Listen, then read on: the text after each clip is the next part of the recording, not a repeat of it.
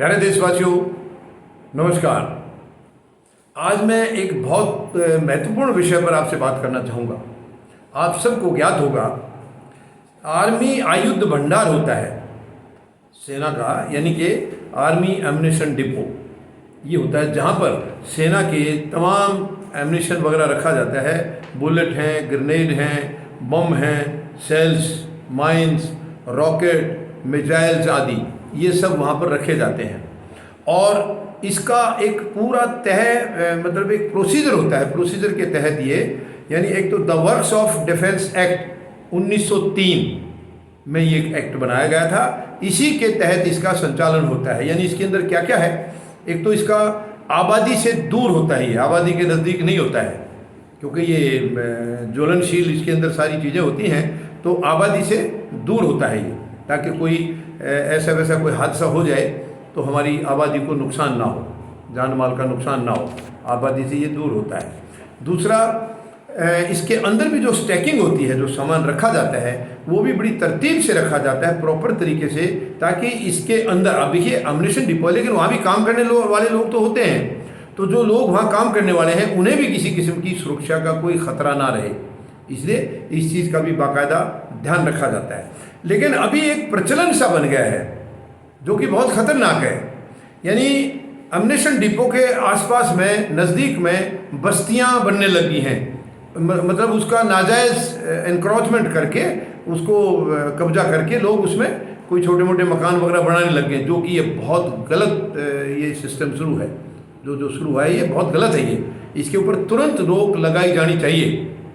यानी आबादी के लिए, देखिए आबादी को बचाने के लिए तो इसके लिए नियम बने हैं कि आबादी से दूर होगा ये, और फिर इसका एनक्रोचमेंट कर रहे हैं, इसके नज़दीक में आकर के जगह घेर के वहाँ लोग अपने अपने दुकानें और ये बना रहे हैं। ये सचमुच ये बहुत ही दुखद है, ये दुर्भाग्यपूर्ण है। ये actually critical defence act of जो है ना इसका, क्योंकि ये इसके अंदर ख़तरनाक हालात होते हैं, हर वक्त क्रिटिकल सिचुएशन होती है, उसी के तहत ये आर्मी, इसके डिफेंस एक्ट के तहत इसको बनाया गया है और उसी के तहत है। और इस एक्ट का पालन नहीं हो रहा है, दुर्भाग्य इस बात का है। अगर एक्ट का पालन होगा तो दूरी पर बनाया गया है, तो उसके बीच में कैसे इंक्रोचमेंट हो जाएगा। तो मैं, एक तो सरकारों की गैर जिम्मेदारी है, जो भी सरकार होती है जिसकी जिम्मेवारी होती है इन चीज़ों की देखने की, वो बहुत लापरवाह है। इस देश के अंदर सरकार कोई जिम्मेदार आज तक आई नहीं है। ये दुर्भाग्य की बात है, बहुत ही चिंता की बात है। तो ये मैं निवेदन करूंगा आप सबसे, आप सब भी इस चीज़ का ध्यान रखें। आपकी कहीं जान पहचान में कहीं एम्युनिशन डिपो के आसपास कोई ऐसा इंक्रोचमेंट कर रहा है तो प्लीज़ उसको गाइड करें कि ये बहुत ख़तरनाक है, ऐसे ना। एक तो वैसे ही अपराध है, वो डिफेंस की ज़मीन है, वो डिफेंस की है, उसमें ज़मीन में आप जा करके वहाँ पर इस तरीके से नाजायज़ कब्जा करेंगे तो वो वैसे ही गलत है, आपके ऊपर, आप तो सज़ा के हकदार हैं। दूसरा, आपका तुरंत नुकसान के भी खतरा है।